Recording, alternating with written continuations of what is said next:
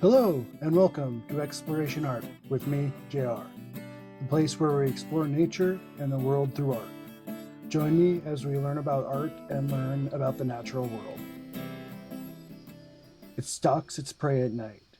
It moves without sound. It is the master of camouflage. The owl is the ninja of the forest, the predator that attacks without sound. The design of owls' wings allows them to fly in almost absolute silence. Owls have broad wings with large surface areas to help them float through the air without flapping too much.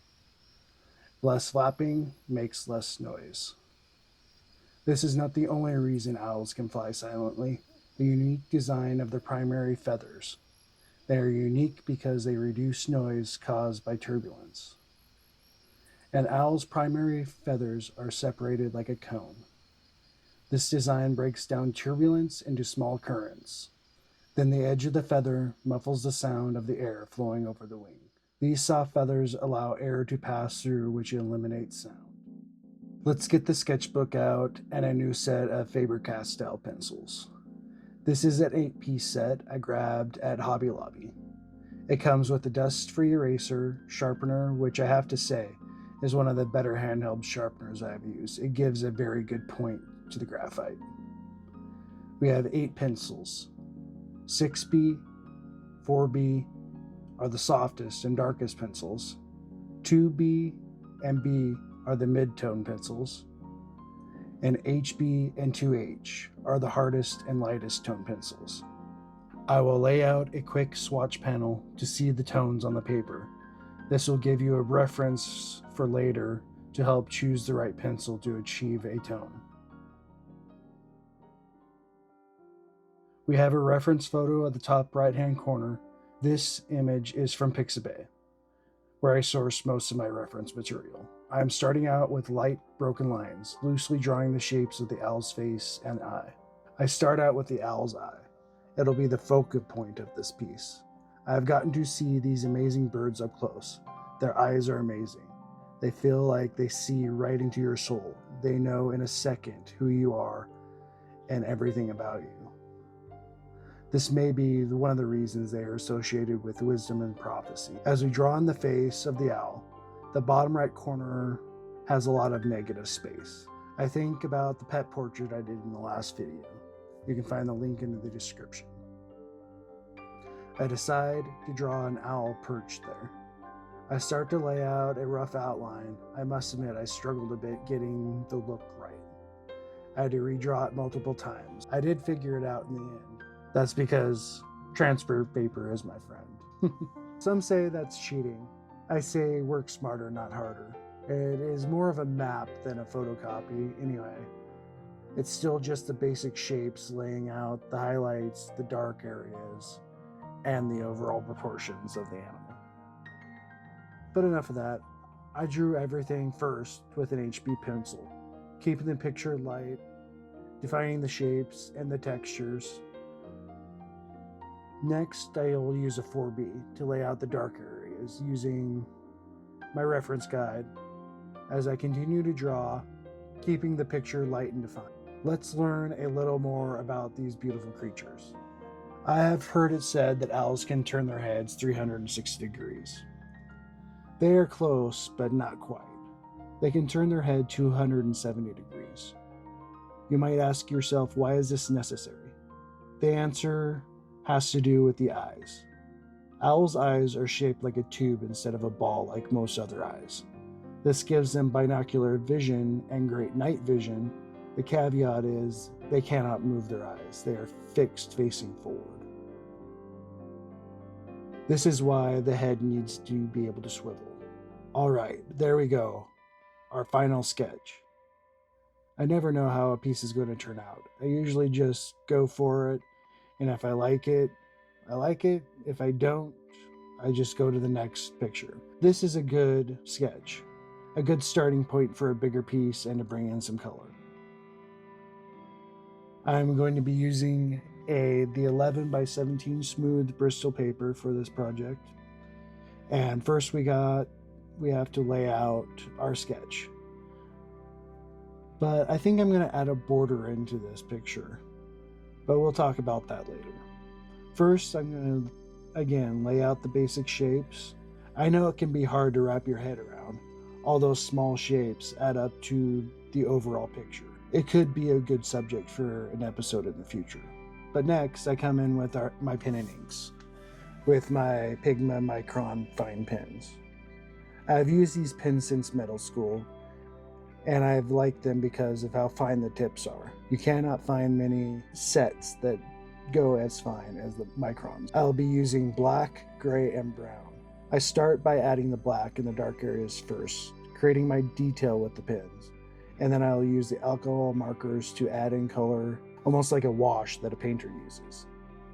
Now that I have that done, I can show you what I'm talking about, the alcohol markers. As always, I start with the eye.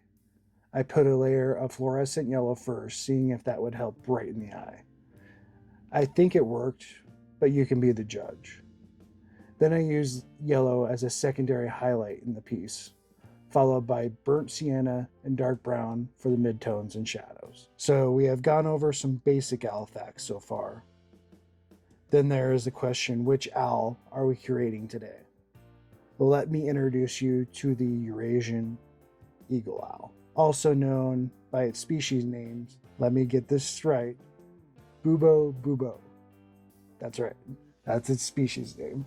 Great name, I think. As the name suggests, it lives in Europe and Asia, with a range of 32 million kilometers squared, or 12 million square miles, with a population in the millions. They are very adaptable as well, living in forests, tundra, shrublands, grasslands, even deserts. They like the mountains and have been known to roost in high cliffs. Eurasian owls are monogamous and often mate for life. Pairs usually engage in courtship rituals annually, most likely to reaffirm their bonds. Calling for the purpose of courtship starts in January and February. They can be heard through the air duetting owl songs as one of their courtship rituals. They do not make nests but find sites that suit their needs. Like I said before, cliffs and ledges. They also use caves. Once a site is selected, they will return to that spot every year. This happens in late winter. The eagle owls lay 1 to 2 eggs, but in very rare occasions can lay up to 4 in a clutch. The eggs are laid in 3-day increments and take 31 to 36 days to incubate. During this time, the mother owl never leaves the eggs, and the male owl brings food for the mother to nourish her through the process. The baby owlets are born with gray and white buff baby feathers. They can open their eyes at 4 days old. Owlets grow fast, and they can eat whole prey in 3 weeks, walk by 5 weeks, and take short flights by 7 weeks. Then by age 20 to 24 weeks, they are ready to leave the nest. And they are ready to mate in 2 to 3 years and start the process all over again. The great circle of life in motion. We are at a good spot in our rendering. Some might think it might be a little flat, and I would agree. This is where alcohol markers shine, in my opinion. I can come back over the piece here and lay down the shadows I want with grays. Then I go back over with the original color to blend it all back together. I think it's time for some time-lapse tunes, and that'll give me time to figure out what I'm going to do, because I haven't figured it out yet. But hopefully by the end of the time-lapse I'll have something.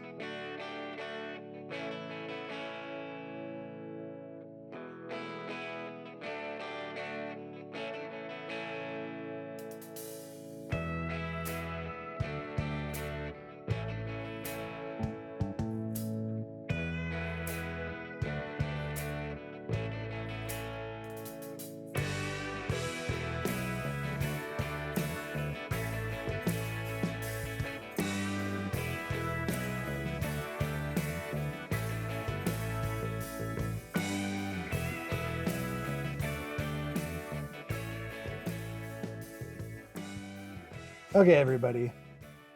I did think of something. The moon. It is the constant companion of our owl friends. Seems perfect to me.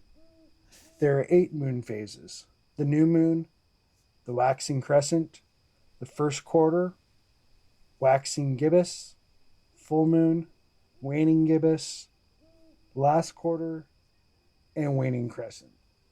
I spaced these 8 phases around the owls. The new moon and the full moon on the top and the bottom of the border.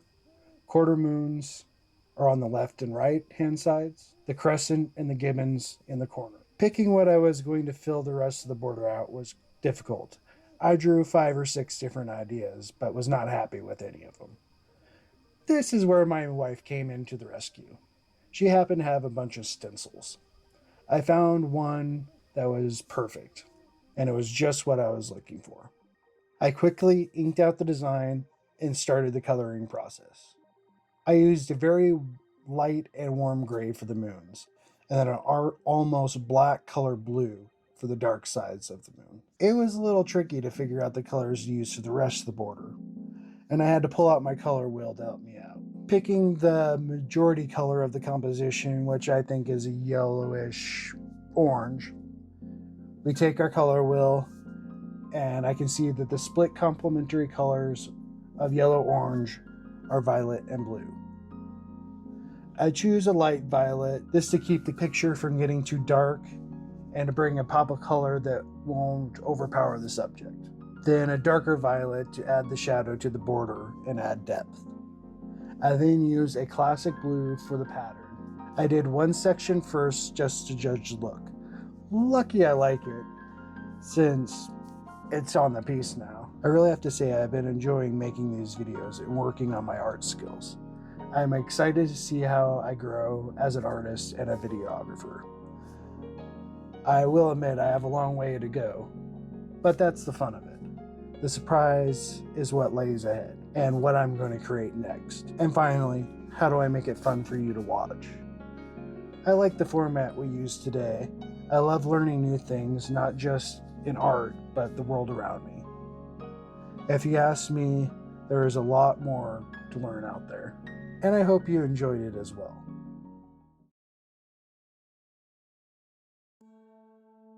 There we have our eagle owl piece finished.